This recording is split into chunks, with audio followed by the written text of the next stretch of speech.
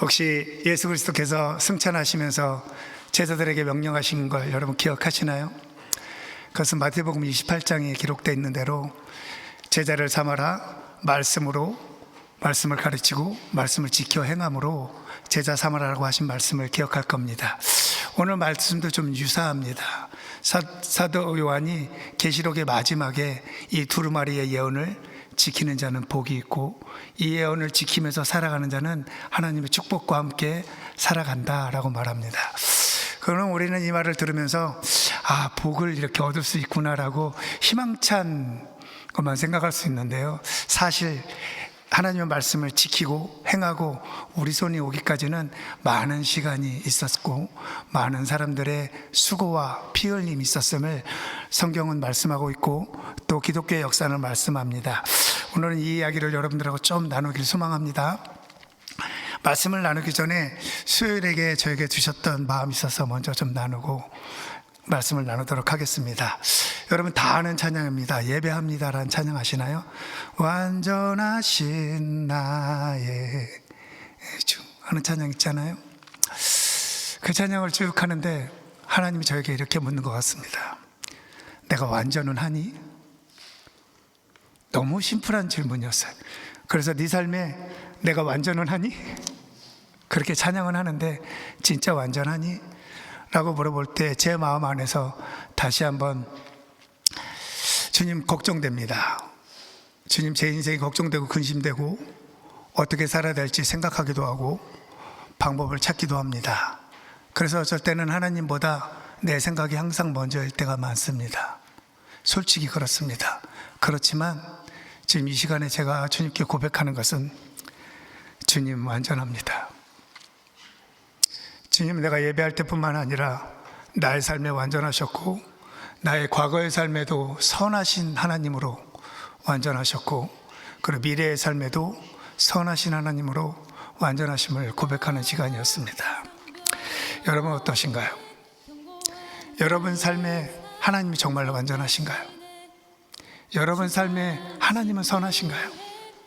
어떠신가요? 잠시 한번 생각해 보시죠. 그냥 좀 생각해 보시고 네 하고 아멘이었으면 좋겠습니다. 내 삶이 안 그런 것 같아도 우리가 입술로 고백함으로 그 믿음의 기반인 그것을 지켜갔으면 좋겠습니다.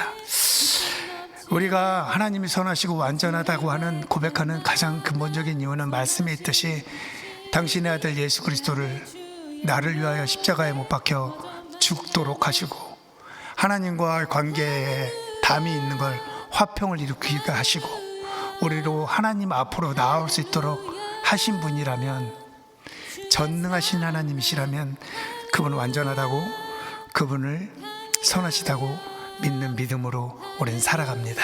아멘이십니까? 사랑하는 성도 여러분, 여러분들의 믿음의 기준은 무엇입니까? 내가 믿는 거에 기준이요, 난 무엇을 믿습니까? 혹시 하나님께서 이 땅을 창조하신 걸 보셨나요?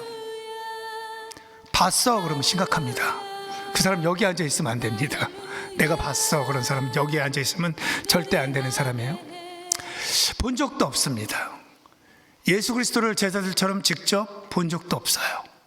그분이 십자가에 못 박혀 돌아가신 것도 부활하신 것도 우리는 한 번도 본 적이 없지만, 경험한 적이 없지만 우리는 그것을 믿고 있습니다. 여러분의 그러한 그 믿음의 기준은 어디에서 시작합니까? 냉정하게 한번 생각해 보시죠. 여러분의 믿음의 기준은 혹시 막연한 거 아닌가요? 어렸을 때부터 모태신앙으로 자라서 우리 아빠가 그러라고 막 그러니까 믿어진 것은 아닌가요? 다 성인인데 한 번쯤 생각해 보시기 바랍니다.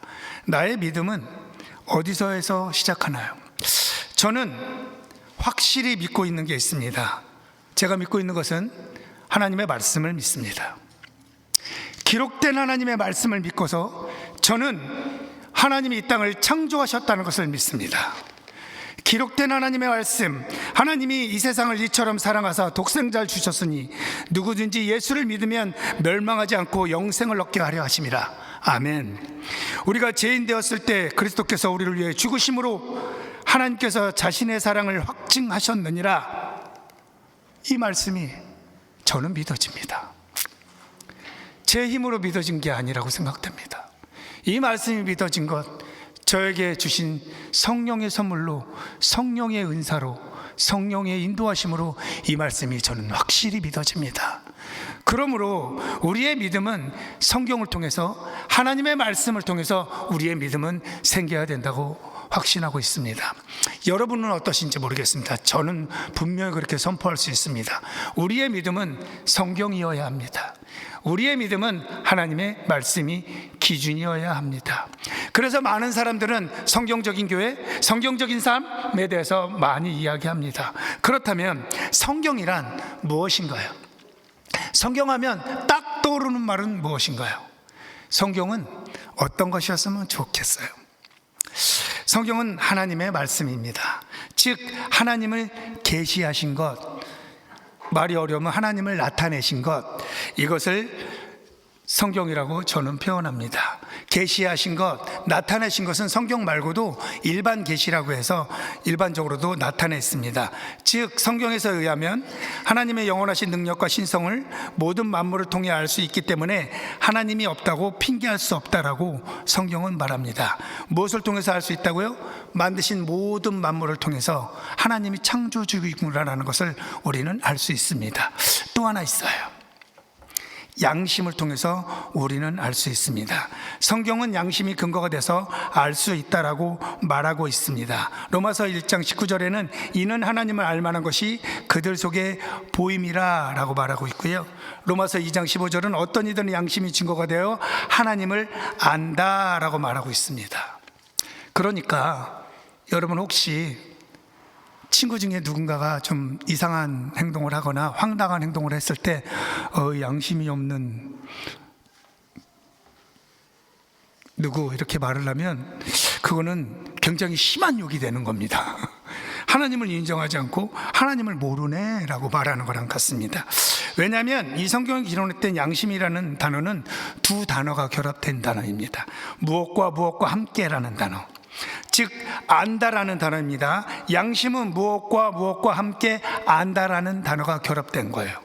그러니까 무엇과 무엇과 함께는 이 양심이라는 것은 하나님과 더불어 안다라는 게 하나님 우리에게 주신 양심입니다. 이것을 성경의 2장 7절은 생기를 불어넣어 우리가 생명이 되었다라고 표현하고 있는 것이죠. 이래서 우리는 하나님을 알 수 있도록 창조되었습니다. 다만 성경에서 보면 하나님을 알되 하나님을 영화롭게 하지 않는 사람이 있고 하나님을 알고 하나님을 영화롭게 하는 사람이 있습니다. 또 하나는 특별 계신 하나님의 말씀을 통해서 성경은 하나님을 나타내시고 보여주시고 계시하셨습니다. 그러므로 성경은 신호등과 같습니다. 우리의 삶의 신호등이요, 노란선을 넘어가면 안 되는 것처럼 우리의 삶의 지혜로운 삶을 살아갈 수 있도록 그 신호등과 같은 역할을 합니다. 또한 성경은 하나님의 우리에게 주신 편지이기도 하지만 약속이기도 합니다. 부모님들 있죠? 여기저기에 이렇게 우리 그 성인 형제와 시흥 형제가 있는데 우리 아이들이 말을 듣기 시작하면 아이들한테 부모님이 꼼짝 못하는 사건이 있습니다. 뭐냐면 아빠가 약속했잖아. 그러면 약속을 왠지 안 지키면 내가 이상한 사람이 돼서 약속을 지킬 수밖에 없습니다. 그래서 성경은 하나님의 약속이라고도 표현합니다. 그런데요, 말씀대로 기도하지 않으면서 자기 뜻이 이루어지기를 기도하는 분도 많다는 것이죠. 하나님의 말씀대로 기도하는 우리가 되기를 소망합니다. 성경은 그리스도인들에게 하나님을 알아가는 가장 중요한 부분이 되겠죠. 그리고 오늘 본문의 말씀처럼 정말 많은 사람들이 성경의 말씀을 지키는 삶을 살았습니다.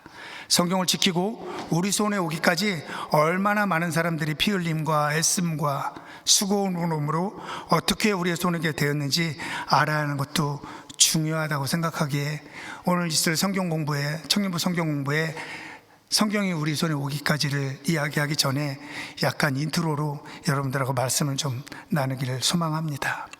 성경 말씀은 진리인가요? 아멘이시죠?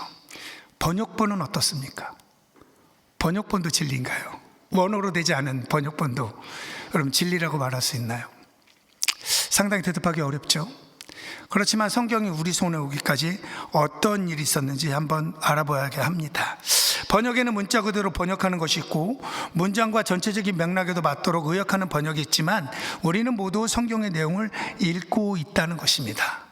그러므로 성경을 우리 손에 오기까지 어떻게 하나님이 역사하셨는지, 어떻게 하나님의 사람들이 이러한 일을 행해왔는지 조금 알아가 볼 필요가 있습니다.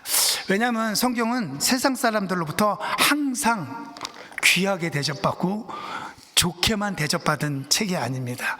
오히려 성경은 굉장히 박해를 많이 받은, 성경 때문에 굉장히 인간의 역사에서 굉장히 많이 박해를 받았습니다. 정말 이것으로 인하여 죽임을 당하는 사건이 있었지만 그럼에도 불구하고 성경은 오늘날 우리의 손에, 스마트폰 안에도 성경이 들어있습니다. 하나님의 말씀은 여전히 인간의 삶에 대해 권위를 갖는 책으로 존재하고 있다는 것이죠. 사람들은 부흥을 이야기합니다. 사람들은 여호와께로 돌아가자고 말합니다. 저에게 묻는다면 부흥의 시작은 말씀이었습니다. 여호와께로 돌아가는 것은 말씀으로 돌아간다고 생각합니다. 어떠한 시련이 있어도 그 말씀을 지키는 자들이 있었습니다. 에레미야서 36장의 말씀을 보면 하나님의 말씀이 기록되고 불태워지고 또다시 기록되어진 사건을 말하고 있습니다. 그때 여호야김의 왕은 우상 숭배하는 왕이었는데요, 에레미야가 성경을에게 읽으라고 했더니 성경을 읽었더니 마음에 안 들어. 자기를 자꾸 질책하는 말이 많아. 그래서 그 두루마리 성경을 찢어서 불에다 태웠습니다. 그럼 성경이 없어야 되는데 하나님은 다른 예언자를 통해서 또다시 성경을 쓰게 했고 또다시 성경을 필사하게 했고, 그래서 성경이 보호되고 유지되었습니다. 정말 심각했을 때는 언제냐면 유다 왕국이 멸망하고 예수님이 오기 전에 시리아 왕이 있는데요, 이 왕은 정책은 성경을 아예 없애는 정책이 이 왕의 정책이었습니다. 이 왕의 이름이 좀 어려운데요, 안티오쿠스라는 시리아의 왕입니다. 이 왕은 율법책을 완전히 없애기 위해서 아예 법령을 발의했습니다. 이 율법책을 갖고 있거나 전하는 사람은 무조건 불에 태워 죽인다. 아이들도 다 죽인다. 그래서 그런 일을 했을까요, 안 했을까요? 네. 사람 손으로 셀 수 없는 많은 사람들이 불에 태워 죽임을 당했습니다. 그때 많은 유대인들이 얼마나 많이 죽었는지 모릅니다. 시리아 왕은 생각했을 겁니다. 유대인들을 죽였으니까 됐겠지. 네, 어쩌면 유대인들을, 율법을 따르는, 성경을 따르는 유대인들을 죽여서 그것이 되었구나 라고 생각할 수도 있습니다. 그런데요, 그들이 죽인 것은 유대인이었을지 몰라도 하나님을 따르는 신앙과 성경책은 없어지지 않고 보존되었다는 것입니다. 그래서 하나님 말씀은 지금까지 보존되어 있습니다. 여러분 한번 생각해 보시죠. 초대교회에 성경을 쓰고 필사한 사람들이 있습니다. 예수님을 직접 본 사도들은 그 예수님의 방법대로 방법을 살아가겠죠. 그것이 아닌 사람들, 성경이 없는 시대의 사람들, 성경을 읽지 않는 초대교회 내 사람들은 어땠을까요? 그랬을 것이다 해서 자신의 이론들을 막 파헤치고 또 자신이 알고 있는 내용들 가지고 성경이라고 막 쓰고 그러지 않았을까요? 그런 것을 지금 시대로 말하면 이단들이라고 하죠. 자신의 이론들을 굉장하게 강력하게 주장하는 사람들이요. 여러분, 제가 이렇게 지나가는 말로 하지만 헷갈렸을 것 같아요? 안 헷갈렸을 것 같아요? 기준이 없는데요? 헷갈리죠. 많은 사람들이 따라갔고요, 이단에 따라갔습니다. 그래서 이 이단들을 없애는 데 있어서 로마가 기독교를 승인하고 나서도 꽤 오랫동안, 수백 년 동안 이 싸움을 신학자들은 싸워왔습니다. 그러면서 결국엔 사도신경을 AD 600년쯤에 사도신경을 마련하면서 성경을 정경화하면서 우리가 기준으로 보고 있죠. 로마가 기독교를 승인하고 이제 됐다. 이제 성경은 핍박을 받지 않고 우리는 예수 그리스도의 복음을 잘 전하며 이 복음대로 살아가면 되겠구나 라고 생각했습니다. 그런데요, 모든 인류 역사 안에서 가장 많이 성경을 핍박한 단체는 로마 교황청입니다. 그들은 자신들이 가지고 있었던 그 권위를 유지하기 위해서 로마 카톨릭교는 기독교의 종교의식이고 이교 사상을 교묘시킨 종교이기 때문에 수세기에 걸쳐 성급자 계급 제도가 개발하면서 로마의 주교는 전 기독교 세계에서 가장 강력한 권력을 갖게 되고 사람들로부터 성경을 함부로 읽을 수 없도록 만들었습니다. 그들은 성경을 라틴어로만 읽도록 하였습니다. 라틴어로 되지 않은 성경은 번역해도 안 되고 읽어서도 안 되고 설교에서도 안 되었습니다. 왜냐하면 그들은 자신들이 가지고 있는 것을 지키고 있어야만 하기 때문입니다. 사람들이 성경을 읽고 변화되면 자신들의 권위가 깨어진다고 생각하는 것입니다. 이것은요, 성경뿐만 아니라 한국 역사에도 있어요. 한국 역사에도 한글을 반포되는 걸 많은 사람들이 막았습니다. 일반 서민들이 한글을 알면 자기들과 계급이 똑같아진다고 생각했기 때문이라고 저도 생각합니다. 이렇듯 로마의 교황은 굉장히 성경을 읽는 것을 많이 막았습니다. 그런데요, 그리스도인들 가운데 성경을 신앙과 행위의 최고의 기준으로 받아들여야 한다고 믿는 사람들이 있었어요. 카톨릭 사제들이 죄를 용서하고 제사를 집례하고 고해성사를 통해 인간과 하나님 사이를 중재할 수 있다라고는 가르침에 대하여 의문을 품기 시작했죠. 그래서 이 오랫동안 유지했던 것들에 이건 좀 아닌데, 이것에 대해서 좀 더 우리가 성경을 좀 더 사람들에게 풀어야 되지 않을까라고 생각한 사람들이 있었습니다. 성경은 일반 사람들이 읽을 수 있는 책이 아니라 교회 지도자들만 읽고 해석할 수 있는 책이 되었기 때문에 이 사람들은, 모든 사람들이 일반적으로 우리가 하나님의 말씀을 읽어야 되는 거 아닌가라고 생각한 것뿐 아니라 행동으로 옮긴 사람이 있습니다.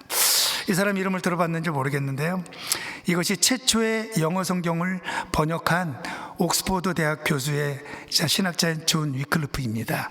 지금도 위클리프라는 선교단체가 있습니다. 그 선교단체는 성경을 번역하는 단체이죠. 1300년대에 성경을 영어로 번역했어요. 사람들이 하나님의 말씀을 직접 읽게 하려는 것이죠. 그때 당시 처음이라 교황청은 당황해서 뭐지? 못하게만 하고 결국에는 이 존 위클리프가 죽었고요. 가만히 생각해 보니까 너무나도 자신들에게 반역한 게 깨달아서 이 화형당한 이 사람 죽은 시체를 꺼내서 다시 화형시켜서 죽여버렸습니다. 이 사람이 만든 이 영어 성경은 희한하게도 많이 퍼져갔습니다. 퍼져가서 사람들이 읽기 시작했죠. 그래서 이러한 영향을 받은 윌리엄 틴데일이라는 사람이 원어인 헬라어를 직접 영어로 번역을 합니다. 이 사람이 어떻게 되었을까요? 이 사람은 결국엔 체포되어서 화형을 당하고 맙니다. 바로 죽임을 당하게 되죠. 그가 죽기 전에 남긴 유명한 기도가 있습니다. 주여 영국의 왕의 눈을 열어주소서 라고 기도하였고 결국에는 그 일이 이루어졌습니다. 이러한 일들은 종교개혁 전에 전 세계에서 이런 일들이 이루어지기 시작했습니다. 존 위클리프의 영향을 받은 사람이 체코의 얀 후스인데요, 여러분 혹시 영화에서나 드라마에서 프라하의 달이 본 적 있나요? 프라하의 달이 보면 항상 이분의 동상이 나옵니다. 이분이 얀 후스예요. 얀 후스라는 분이 이 존 위클리프의 영향을 받아서 자신의 나라로 가서 체코어로 설교를 합니다. 체코어로 성경을 번역합니다. 그랬다고 로마 교황청에서 이 사람을 독일에 있는 콘스탄티노로 불러서 감옥에 가두고 화형에 쳐 죽여버립니다. 그리고 나서 가만히 생각해 봤더니 더 화나서 그 화형에 처해 죽인 그 사람을 다시 꺼내서 또다시 화형을 처하는 정도의 굉장한 일을 벌이기는 합니다. 근데 이 사람이 이런 말을 했다고 합니다. 오늘 당신들은 존 후스가 거위란 뜻이거든요. 거위를 태우지만 100년 후에는 노래하는 백조가 나타날 것이다 라고 말합니다. 진짜 100년 후에 나타난 분이 마틴 루터입니다. 이 마틴 루터가 나타나서 방방문을 부시고 종교개혁이 일어났죠. 그러니까 종교개혁이 일어난 것은 먼저 전 열방에서 성경을 중심으로 성경이 우리 손에 오기까지 정말 수많은 사람들이 생명을 걸고 목숨을 걸고 이 일을 해왔던 것입니다. 한국의 역사를 아시나요?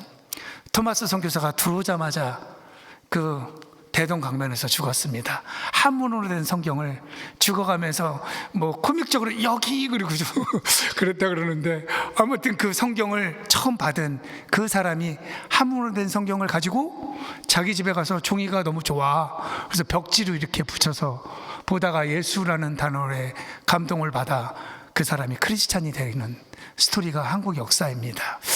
그런데요, 이분이 토마스 선교사 오기 전부터 성경은 한국 땅에 이미 들어왔었습니다.